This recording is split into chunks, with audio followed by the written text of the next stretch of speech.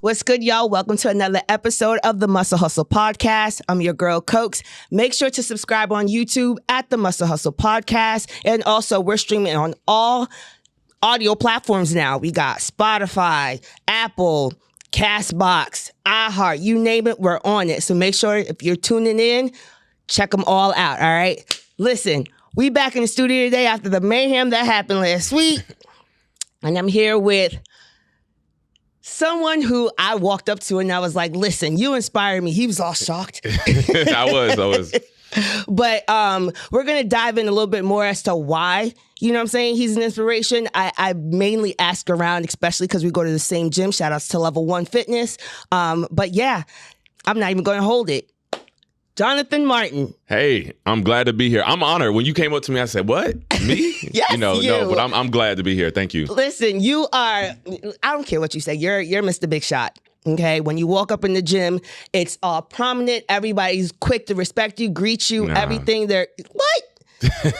I did a poll. Like, I walked around and I was just like, yo, what y'all know about Jonathan? They were just like, oh yeah, you got to get him on the show. Like, that's I appreciate it. I'm glad to be here. I'm glad to be here. I appreciate that. I appreciate you coming in. We're just going to dive right into it. Like, okay, right off the break, Jonathan, go ahead and introduce yourself and let them know exactly where you're from, where they can find you, and yeah. Okay, yeah. So I'm Jonathan Martin, and I'm born and raised in Atlanta, Georgia. So Atlanta is home. Houston is where I live now. I've been here 7 years. 7 years. Okay. 7 years, yeah. So it's been a good run here. Kind of traveled all over, lived in Nashville, lived in New Orleans, lived in Augusta, Georgia, kind of for my career in television, kind of worked my way up from a small market to a bigger market like Houston.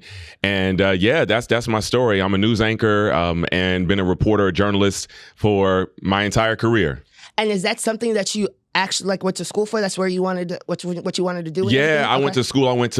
I got a broadcast journalism degree from Auburn University. Okay. And I wanted to do this since I was, believe it or not, 7 years old. Really? I knew what I wanted to do. People say, well, man, how did you know? I just knew. That's a blessing because a lot of people. Yeah, a lot of us, we don't know what we want to do till we get into our 20s, 30s or whatever. And I was like, no, this is what I want to do. My dad was like, all right. And so he took me to the news station back in Atlanta. I remember I just thought the news anchors were like just these big celebrities. And I would always watch the news every day when I would come home from school instead of cartoons. I was just obsessed with like current events, asking questions, production. And so here we are. Oh, Mike just walking around interviewing people. Yeah, I used to actually have this cardboard box. My dad, like we would get like big boxes. I would cut out the box, put my face through the TV, and I would make him record me on a camcorder practicing. And so I just feel like it was always in my blood, for real. Absolutely, because I mean, at young, like we used to play with like dolls and cars and be like, you know what, I'm gonna be a doctor when I grow up, and then next, you know, you done moved on. Yeah, exactly. Which is cool it's too. It's cool too, but it's still like just the fact that you knew from jump, like this is what I wanted to do. Yeah. And the fact that you've literally been on the same, like your steps have been ordered throughout, and look where you are now. It's been a blessing. I tell people, like, I just, in college, in high school, I knew, like, I did the morning announcements in high school. I was on the yearbook staff. I was the editor.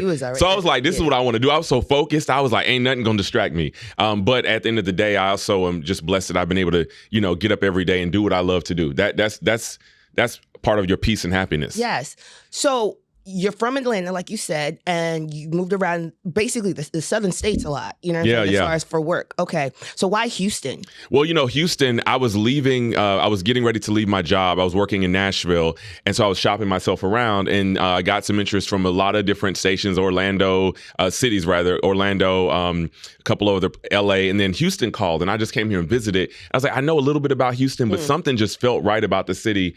And I just said, all right, the opportunity, the offer just felt right. And so here I am. And it's crazy. It's been 7 years. 7 years. Yeah, it goes by real fast. It does. But Houston is one of those cities that you kind of just, you fall in love with. And people always ask me, what's so good about Houston? And I really can't articulate it because it's not like a New York, a New Orleans. No, it's a feeling. Yeah, it's a feeling. Like you can't really, I just say, come here and live here. But we don't have like some big attraction, like come here for the this or come here for the that. Right. It's just a great place to live. And the people are just real. Yeah, seriously. So would you ever consider, you've been here for 7 years, right? Not that you get tired of it and stuff like that, but would you ever consider moving to like another bigger city, like New York or LA? Nah, I don't. That's just not me. I always told people the only other place I would move would be back home to Atlanta. Okay. Because that's the only place that I just feel like that seems natural for me. But like going to New York, going to LA, it's funny because all those people my friends who live there are moving down here. Yeah. They're moving to Houston. They're moving to Atlanta, Yep. like, because not only is it just, affordability is a situation for a lot of people, but just sort of like the vibe. People are like, I'm tired of living in a small little thing. Well, you from Jersey, right? Exactly. So kind of like the life is different. You can get a much better life here. Yeah. Like we were saying before, it's really just a feeling. You really can't articulate what it is that's so special about Houston. It's a vibe. You know what I mean? The vibe in itself is just, it's warm. You know what I mean? And so I definitely understand that. It's just funny because a lot of people, like you said, are basically choosing to come here. And so I think for you, based off what you said thus far, it's really just a home type of field. That's why you would probably go back home if that would be the only other choice, right? That makes sense. I feel like not everybody wants to move back home. I know some people who are from some small town in Alabama. They're like, I would never go home. Right, but for me, I'm like, I'm from the A. So it's like if the right opportunity presented itself at the right time, I would consider it. But I don't want to just go somewhere just to go somewhere. Right. Okay, so Ebony Fit just happened, right? Yeah. Okay, were you able to? I came to the Saturday activities. Yeah. Okay. Just the outside, like moving around and stuff. Some of the classes I saw. I watched some of the classes, but I was immersed in it enough. It was a lot going on. It was a lot going on. I was like, wait, it's funny because Slim Thug was out there and he said this is like Kappa Beach weekend or something like that. And I was like, I've never been to it, but I was like, this, it's like, and I grew up in Atlanta. We had Freaknik. I don't know if you know what that is. It's the same thing. So it was like that, the vibe was kind of giving me Freaknik. And, but just fitness wise, still fitness, still a little tame, right? Sorry, Greg Nash, don't mean to compare it to Freaknik, but just the vibe, the energy, But you got to see there was a lot of Atlanta people that came through. A lot of Atlanta people. And I was talking to Ken today, owner of Level One. He was just talking about that, how like the Atlanta and the Houston, connections are so strong when it comes to fitness. Because I think they tried to do it in some other cities, but like really they saw vibe as much. It's gotten to the point where like Ebony Fit, honestly, now this year they've decided to just do two main cities, which is Houston and Atlanta. Yeah. And I think that's also too. It speaks to sort of like, hence the name Ebony. I think there are just Black people in Houston and Atlanta are really just, running things and really, Atlanta's always been a city where people know, but like Houston, if you look at us right now, we got a Black mayor, Black police chief, Black school superintendent, Black county attorney. Like I feel like Black people are really doing their thing here. And so it's applauded. It's not, you know what I mean? Yeah, it's not like you're just a token. And what it does is it elevates all of us. All of us, what you're doing, what I'm doing, we're all elevated because of, what's happening. And so I think that you see things like Ebony Fit Weekend and other things being successful in large part because it's sort of that ground support here. Absolutely.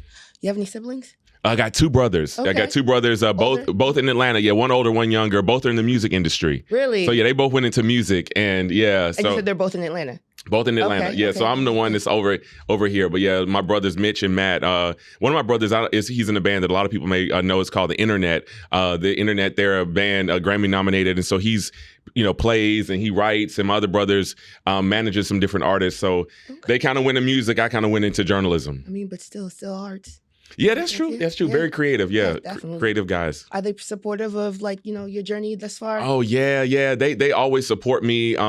They've seen me like practicing being a news anchor, if you will, since I was like 7 or 8 years old. So for them, they're excited to see me living out my dream. Mm-hmm. And we're very close, very supportive of one another. And it's just like, it's good having brothers. I always tell people there's nothing like having brothers as you grow older, I think. Especially just being able to check on each other and stuff like that. Like, I have brothers as well, too. And I mean, granted, they are kind of dismissive of me. They check on each other more. Oh, for real? But still. Like, it's good. It's good. That brotherhood as you grow older. Yeah. I think a lot of people search for that. Like they search for that brotherhood. But when you have it, like, and it's natural and it's people you grew up with from, your birth, it's just a really special thing. I was about to say, speaking of brotherhood, did you ever join a fraternity? I didn't. And it's one of those things I've never, I've always thought Greek life was great. I've always thought, most of my friends are Greek, but I just always, it was never a focus for mine. I told you, when I went to school, I was like, you knew exactly what you wanted. I'm about to get in and out of here. Yeah. It's funny because I was like, in college, I look back and say, man, I could have had a lot more fun in college. I didn't even drink. I didn't party. I was so like just about my business. Now I'm like, man, I wish I could go back and relive those days. Not really. Really? You don't think so? I mean, it's an experience, you know what I mean? But at the same time, honestly, it gets old. Yeah, that's true. Yeah. Quick. And now we got real life stuff to deal with. But yeah, I think. But I'm just saying, for back in that day, you think about like, man, those are the days you didn't have the worries. Yeah. Of other Okay, now I stuff. see what you mean. Yeah, you know what I mean. That's what's up. Okay, so you're here in Atlanta.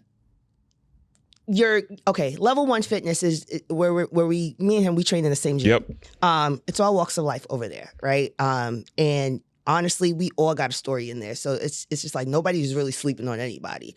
And like I said, I did a poll. Not even so much a poll, but I asked around. You know what I mean? We go into passing. No. I'm building it up like it's about to be real suspenseful, right? I'm like, what the poll say? No, but it's just the amount of respect that everybody has for you. You know what I'm saying? And it's one of those situations where you even start giving out like advice right off the break without even realizing it. You know what I'm saying? Like somebody will ask you a question and all of a sudden, like I'll see his hands be moving because he talks with his hands sometimes. I do a lot. And you'll come in closer and you'll kind of get bits and pieces of their conversation. And it's just like, you're always giving advice, you know what I'm saying, to folks, and it's received very well. And so when I asked about you, they're just like, yo, like Jonathan's the truth. Like he helped me with this or he helped me with that. Wow. You know what I'm saying? And so I wanted to give you your flowers on that because I know you're an advocate for a lot of organizations and nonprofits and stuff like that. I think one of them was the Big Sister. Yeah, I do Big Brothers Big Sisters, and I have a couple of my own initiatives. Yeah. Okay. Mm-hmm. And so just knowing that you're an advocate and wearing many hats and being able to give back and stuff like that, how are you able to balance all that and still be true to you? Because that's still energy that's taken. It's energy, but I feel like that's what we're supposed to do. I feel like that's what we're here for. If I'm succeeding and I have some knowledge and I have something and I'm not sharing it with somebody else, then, what's the point of having it? And my dad has always been instrumental in my life. My parents, both of them. But my dad always talked about leaving a legacy. And the legacy is not just leaving your family money. It's not just leaving a business, but it's like when you leave people's presence every day, when you leave a job, when you leave a room, what are you leaving with people? And so I'm really conscious of that. Like when I'm around people, I don't want to leave someone with negative energy. And so for me, it's important every single moment, every single day to just be consistent in what you give, in the energy you give. And it's definitely received well. I just needed to let you know that, seriously, because you don't have to. You know what I'm saying? And the fact that you just do it willingly, you know what I mean? It's effortlessly. I appreciate that, but if anything, I would just, it is, and I would just say it's how I was raised. It's how I was raised, and I just want to always be that person that's consistent across the board. And some people, you meet them, and one day they're nice, one day they don't speak, one day they're no. But I think you're the same way. I think I see the way people. I know this is your show, but I'll even give you your flowers. I see the way people respond to you and the love people have for you at the gym, and just the energy and the way you move. I think it's very contagious as well. Thank you. Yeah, I definitely noticed that. I appreciate it. So talk to me a little bit about the other hats that you wear outside of, being in front of the camera all the time. So I said, I'm a news anchor, but I also have several initiatives here in Houston that I've started. One's called Beyond the Game, which is to encourage young men of color to dream big beyond sports. Not saying sports is not a good path to go in, but it's like we want to say, hey, you can do this, you can do that, you can do sports as well. It doesn't have to be music, it doesn't have to be sports. So we expose them to a lot of different people in our community who are doing great things. I also have something called Sweat TX, which is something I partnered with Houston Parks and Recreation on. And basically it's just to get kids moving and active. We've kind of, slowed down a little bit because of COVID. Now we're ramping back up. And it's just to get kids moving. 1 in 3 kids in Houston is considered obese by medical standards. And so I said, hey, let's do something, even if we just get them active, get them moving. So we do different workshops. Is that an age group with that? Or? It's generally more in the elementary school age. Okay. Because that's when you really start to see. Yeah. Exactly. So we've done more like 3rd, 4th, 5th graders, even into some middle school. And then, of course, I do a little bit. I dance a little bit. I do some fitness fitness a little bit. I do a little bit of everything. So I just feel like I do it all. And whatever I what feel don't like you do? Yeah, I do something. That's what's up. That is what's up. So, all right, let's dial in a little bit more. You got your own day. I guess so. Yeah, they gave me a little day. Your own day. Don't even do that. They gave me a day in Houston. I'm blessed. What day is that? It's Jonathan Martin Day. It's in September. It was given to me by the mayor and some city leaders. So, why do you think that? I don't know. I mean, it was for my community service, but I don't know. I'm just blessed. I don't really talk about. I put it in my bio, but I don't really mention it. So you mentioned it. He got his own day, y'all. All right, in Houston. He, like I said, he has his hands in different things and stuff like that. And like I said, he's recognized for it. You know what I mean? It's effortless. It's in a sense where it's just him. You know what I'm saying? Him being him, and that's why he's been blessed with that day as well too. So again, more flowers to him that he needs to be able to receive, because like you're doing work. You know what I'm saying? But at the same time, it's not work. It's.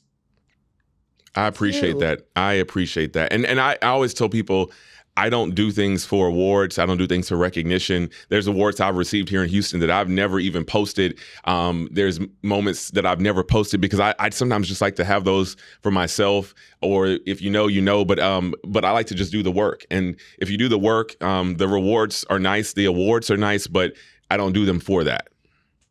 Okay. But I appreciate them. Yeah. I appreciate every sort of accolade. So usually when somebody Googles you, they'll initially see Jonathan Martin, news anchor, Fox 26, 26 here, from a certain time frame bracket, right? But they'll also see something that stands out very, very, very Emmy Award nominee. Oh yeah, that. Well, that too. Yeah, like look at you. You making me sweat over here. I'm not used to. No, yeah, but I don't get Emmy Award nominees on my show like that. Okay, so. But I appreciate that. Yeah, I received over my career a few Emmy nominations for some work I've done. But I'm blessed. Like I said, it's great, but I don't do it for that. I love what I do. This is still the 7-year-old boy that I get up every day. I'm like, I get to do this. This was my dream, and so. The awards are great, but I love what I do. Why do you go so hard though? Like, so what makes you want to continue, go so hard, be more resilient in your path and because I'm not okay with anything mediocre at all. I will not operate in mediocrity, and anybody who knows me knows that I won't do anything halfway. Even when it comes to fitness, I'm gonna be in there 5 days a week. I want to get better and better. My career, I watch my newscast back a couple times a week to say, all right, I could have changed that, or I was talking a little too fast, or what, that tie doesn't look that good on camera. Constantly wanting to improve my game, if you will, to get better. So there's no room to just slow down and coast right now. So what about your circle? Does your circle reflect on that as well too? So for instance, I know some people like back home and stuff like that. I know some people in your line of work. Mm-hmm. We'll take one aspect of it, fitness. They don't take fitness as serious as you would. You know what I'm saying? Mm-hmm. They're just like, okay, you can do a little cardio here and there and stuff like that as long as I can fit in my suit. Yeah, you know what I mean? Or as long as this, I could be able to button this up and I'm good to go. You go over and beyond. And like I said, I know you said, you don't operate in mediocrity, but at the same time, like your appearance, your stature, your poise, everything speaks volume. And so being able to articulate that in words, like, why do you go so hard? You know what I'm saying? Well, I think it all and your circle kind of like reflect on that because again, like, I think it's so important to have people who inspire you. And I have friends who inspire me every day, with fitness or with what they're doing, teaching me new things. But I always just feel like it all ties together. We can't deny that the way we present ourselves, our appearance matters, and I work in a visual medium where people see you and the way you look, the way you present yourself matters. Yeah. And so I'm conscious of that at all times. And I even tell some of my mentees like, hey, you might need to get in the gym. You might need to tighten up a little bit because it does matter at the end of the day you don't want to be up for a job and it's you and somebody else, and that other person beats you out because they just taken a little bit better care of themselves, or they've, sort of worked on their appearance a little more. So I'm conscious of all of that. And I think we should be, especially when we're in jobs that are public facing, even trainers. Like I see some trainers, not at level 1, but at some gyms, I'm like, y'all training and y'all not keeping y'all's body together. It's all about how you present yourself. You are your biggest, what's the word I'm looking for? You are your, like sort of your your billboard. Like people, so if you say I'm Coco, I'm a trainer, and looking mad sloppy, right? You looking sloppy, then it's like, well, why should I hire you? Seriously. So I think that all matters. Yeah. So do you ever get like people asking you questions at your job? Like, okay, like, trying to get them to they'll give you the option to kind of give them tips in a sense where it's just like, oh, okay, well, we see what you're doing. You know what I mean? Yeah. Like, can you train me? I don't, some people ask me like, hey, can I work out with you? This, that, and the other. And I honestly, I hate to say this, but I don't like working out with people. I'm one of those people I like to just. You actually don't work out with anybody. I like to put in my headphones really and be in my zone. And people, you know what? That's funny because when I put on my headphones, people do not respect the headphones. That means that I'm blocking you out. But you a DJ too, so you get so it's like you kind of got to play, DJ, trainer, friend, everything. They know when to leave you alone though. They don't leave me alone. That's true. But no, you don't work out with anybody. That's my personal time, my personal space. I talk to people, but I really like to make sure I get my workout in. And you're able to push yourself without anybody really kind of giving that extra energy. Yeah, for sure. And I don't mind working out with people every now and then, or someone who I feel like I can learn from or who inspires me, but just sort of working out in a group of 5 people, that just is not my thing. Yeah. But no, at work, I do give tips. I do help people, especially when it comes to diet. Like I really tell people, hey, look, it's really 80, maybe even more diet, 80%. Mm-hmm. And so a lot of them, I've been showing them what to eat, what not to eat more in some cases, to eat less in some cases. And so they receive that as well? Yeah, a lot of them do. That's a lot of them really, because I think a lot of people, they just don't know. They know, okay, go to lift weights, but when it comes to the diet, that's the part that I think most people, at least that I've experienced, they're not as knowledgeable at. In your line of work, I know that there's a lot of people who also kind of utilize timing as a big excuse. I'm gonna say that. It might be the shift that they have or so, but I know that they kind of also utilize that as a means like, okay, you're just really, really busy, or they're just always on set, or it's always something where they have to learn, or you know what I mean? Like, it's just time is not on their side. So, because they got to get the next story, they have to do this, they have to do that. So it's one of those situations where it's just like, again, how do you make time? Yeah. But I always tell people we make time truly for the things we want to make time for. Mm-hmm. And if you want to make time to go to see a movie, you will. If you want to make time to binge watch your favorite show, you will. And so I get it. Some people have kids and they have other jobs they have to take care of. But I think that if you want to make 30 minutes to go to the gym, you will. And I've got friends who have multiple responsibilities, but they make time for the gym. Mm. So I think health is really important. And I just try to tell people, hey, look, if you want to do this, you can do it. I mean, don't you agree? I definitely agree. Yeah. I definitely do. If you really want it, you will make time for it. I mean, that goes along with anything, not just fitness. That's relationships, all that. Spending time with your loved ones, all that. So, I definitely agree. It's like I said, it's just one of the things that I think it's an excuse, but, touche. Okay. So, as far as settling down anytime soon? Not right. I was like, can I be a DJ at the wedding? Oh, not right now. We'll, not right now. That's still kind of out there. I'll just skip on over that. But that's that's not in he's focused, y'all. He said, I'm focused. I'm trying to get mine. Yeah. That's what's up. But okay, balancing. You just had a birthday. I did. What'd you do for your birthday? March 28th was my birthday. Happy belated. Thank you. What'd you do for your birthday? So I went to Atlanta, did stuff with family, went to the Bahamas. I got friends out there, from there, met some friends out there, and had like 3 celebrations. So did some stuff here. Makes time, exactly. You have time just like how you said, you make time for what it is that you want. Yeah, I travel. I've been to plenty of places and countries. I'm not a gym head by any means. No, but even for your job is what I'm more so going towards. Like a lot of people, again, like I said, I know some people that are in your industry and there's just like always I got to do work. Like, I got to catch the next story. I got to do this. Like, No. I'm very much like, programmed to say, all right, work is from these hours to these hours, and then my life is here. Like, I think you have to set boundaries with your time, have to set boundaries with your friends. When I say boundaries, I mean setting boundaries even like time and saying, all right, I'm going to work on this project or I'm going to work out. So I tell people all the time, I don't sacrifice my gym time. My gym time is mine. So I don't really, unless it's an emergency, I'm not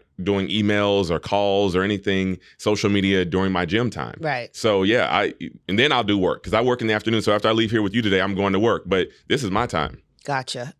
And then you're still able to travel and see the sights and meet new people and other stuff as well too. Again, I don't hear that a lot when it comes to folks in your industry. Yeah. That's why I'm learning, because it's just like, it is doable. You know what I mean? Sure. He's a walking testament, friend. So I appreciate you can get it done. Anything new, any new projects coming about? Nothing right now. I'm really trying to get back into like just doing more fun stuff. Like, I think for a while I kind of gotten away from doing some of what's fun for Jonathan? Like the dance stuff. I enjoy like making videos and doing little, fitness stuff. Like I realize that sometimes, I'm not a trainer, but I realize sometimes people take advice from more regular people, if you will, than they will from somebody who they see as intimidating. Like, we were just talking about our friend Callie, who was on the show recently. Like some people are intimidated by him. They're like, oh my goodness, this is this.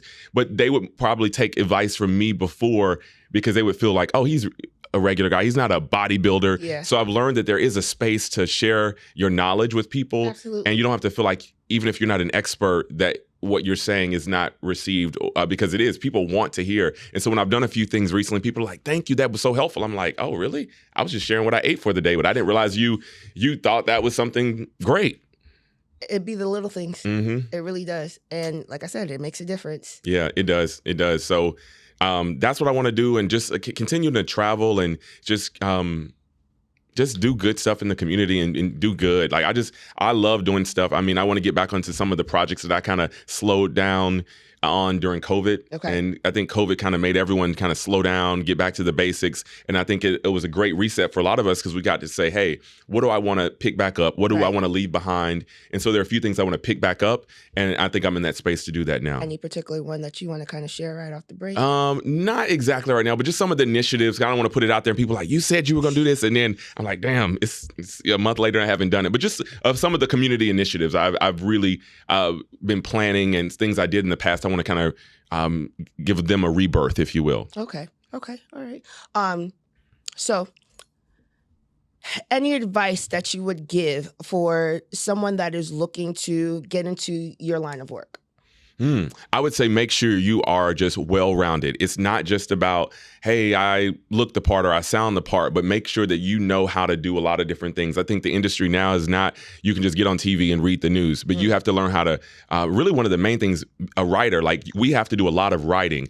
We have to write scripts. We have to write copy all the time.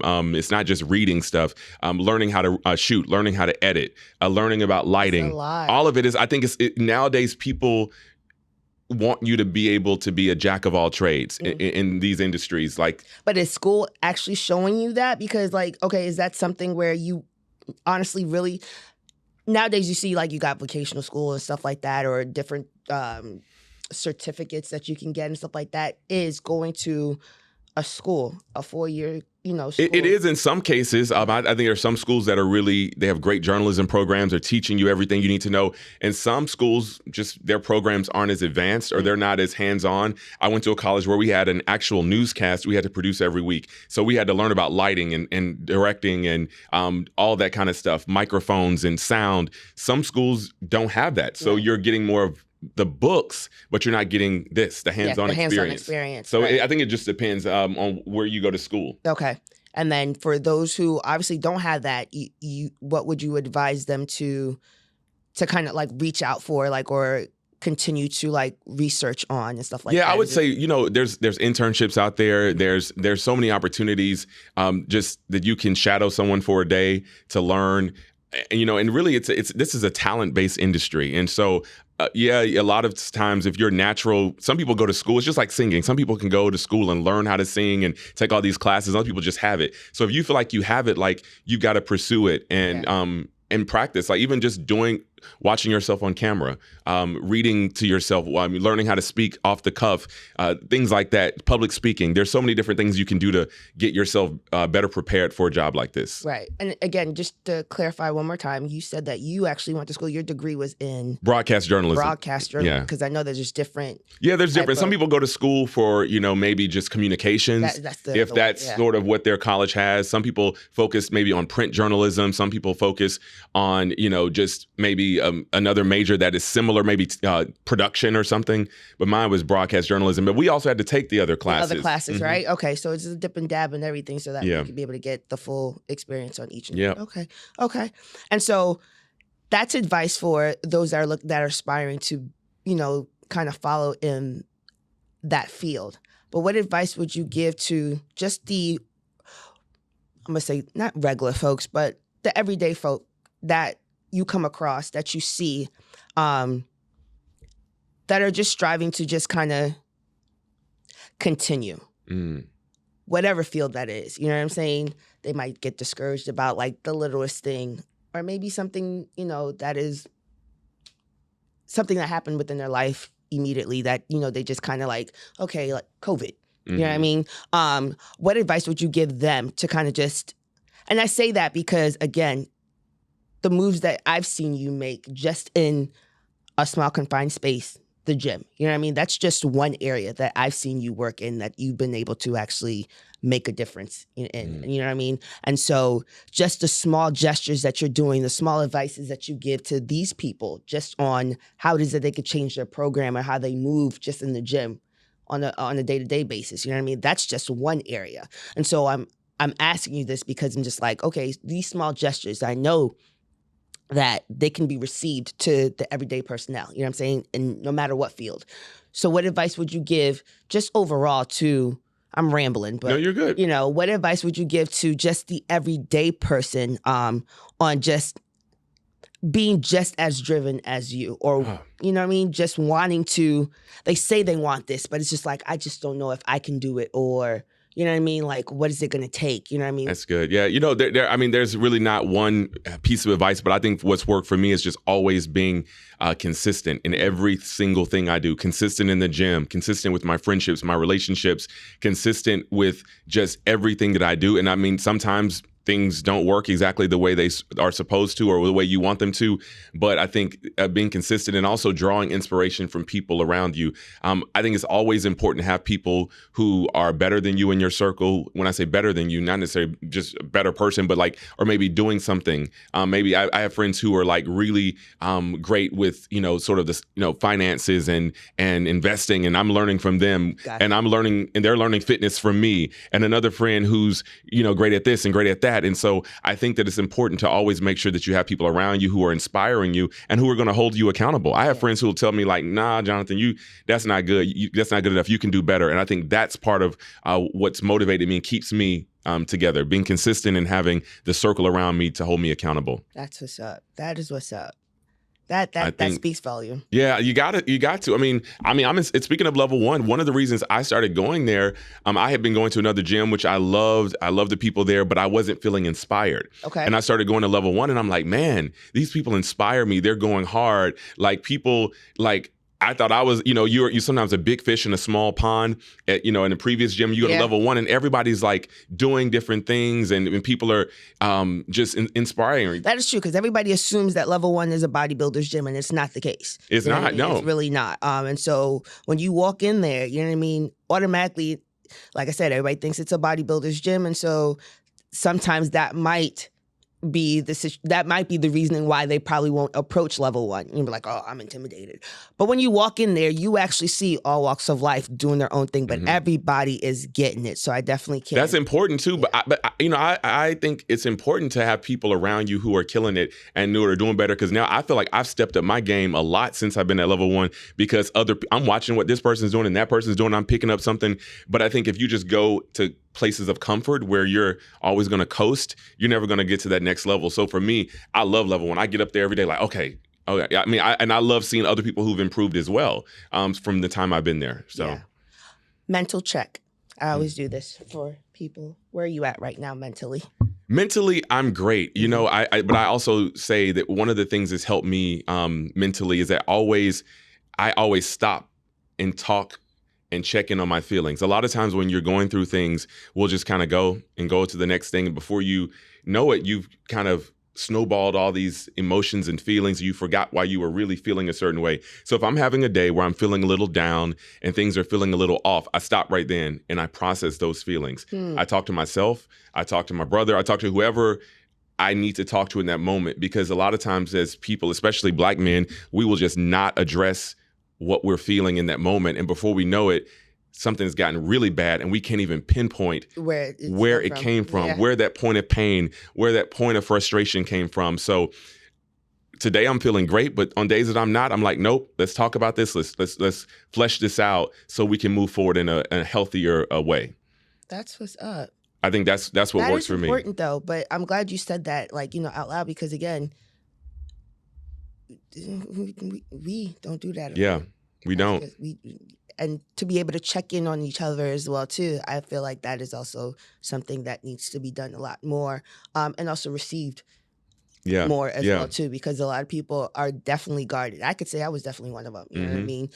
To where it's just like, it's definitely not because of where I'm from, but just to be guarded, where it's just like if somebody asks you, "Hey, you good?" and you're looking at them like, "Yeah, why?" Like, you know what I mean? And then all of a sudden it's a face where it's just like, "Yeah, don't ever ask me that again." Yeah. It's like in the end it kind of checks you, because it's just like, wait, damn, am I good? Like, you know what I mean? I'm clearly I'm not, if somebody could read it on my face. You know what I mean? So, and you don't want to wait till something really is wrong for you to address it and to check on people. And like, I was, one of my good friends, he ran into me at HEB recently. Actually, it was about a year ago. And he said, "How are you?" And I was just like, "I'm good." And I was just naming all this other stuff about my job and all this stuff that was good. He's like, "No, how are you doing?" Yeah. And it really made me stop and ask myself, am I doing okay? Am I just sort of going through the motions? Because at that time we were like still kind of in COVID, but not really in COVID. And everybody's life was sort of just like in a place of transition in different ways. So I think it's very important, especially for the people that you love, you care about, that you see every day, to just check in. How you doing? Yeah. And just really stop and seem like you really want to receive what they have to say. Do you ever feel like your job can be a situation that's brings on like certain types of stresses, where it's just like it's kind of hard? Sometimes it becomes overwhelming, where it's just like you have to kind of like.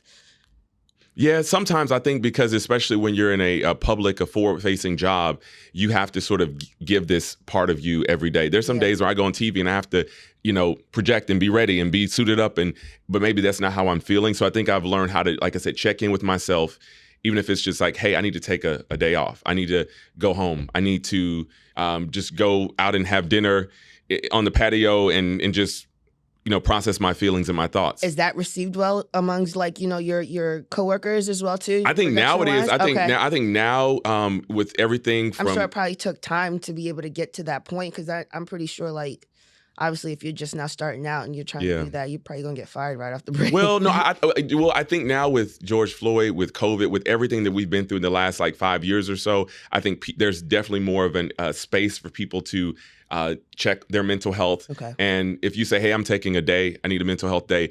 It used to be, back in the day, I'm not saying my job, but there's some jobs that would probably, a mental health day. Mental health day. Now, like, you better not question nobody about a mental health day. I need a day. Yeah. And because you don't want to ignore what someone's feeling. Yeah. People are definitely a lot more aware of receiving that. Yeah, for sure. So I think it's definitely a lot better received these days. That's what's up. So I'm gonna go back to your job, right? Right now you're considered a co-anchor, right? Is there anything above that?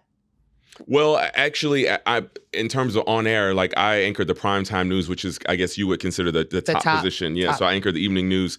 So in terms of on air, no. Okay. So I worked my way up as a reporter, and then you have other anchor slots, weekend anchor. I was about to say, let's talk about that. How long did it take you to get to that point? Well, I was blessed because I came here to Houston as a main anchor, as the top, wow. And so I didn't have to necessarily work my way up, but it was a blessing. But I also worked for years as a reporter, as a correspondent, did other things. So your resume was already built. So I kind of paid my dues, and I just was, the guy they chose. And so, had to audition and everything. So it was a blessing.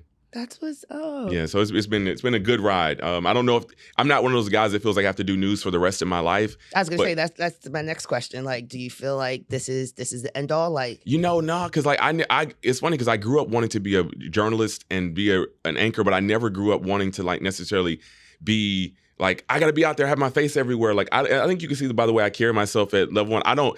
Some people walk around like they want you to see them and like look at me. I'm very much like, look, hey, I admire people around. Like, I think so many people around that I meet at the gym, and I think they're cooler than I am. So I always am admiring people who are doing something great. And so for me, this is a part of my life, but I always say it's a season, and I don't see myself having to do this for the rest of my life. Some people can only see themselves as being a this or that, and then when it ends, I could lose my job tomorrow, and I still got to be Jonathan. I still gotta be somebody. And so it's like, for me, I don't define myself by what I do, and I'm really conscious of separating my professional life from my personal interest and brand, because I think you can't. I'm not Jonathan, the news anchor. I'm Jonathan. Yes. A kid from Atlanta who likes to dance and who likes to work out. That's who I am. But what I do is what I do.